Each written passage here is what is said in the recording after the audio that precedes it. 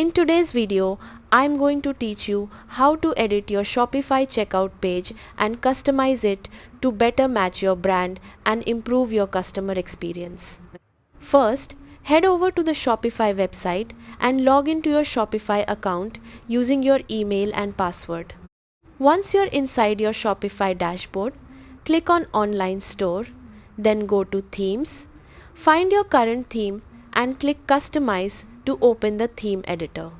Inside the theme editor, look for the Settings section and navigate to Checkout.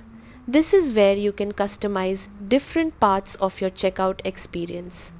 You can upload your logo or banner image, adjust colors, fonts, and branding elements to make the checkout page match your store's overall design.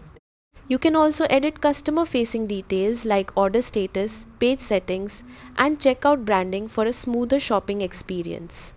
After making your changes, preview everything carefully to make sure the checkout page looks clean and professional on both desktop and mobile devices. Once you're satisfied with the design, click Save to apply the updates to your live Shopify store. Thanks for watching.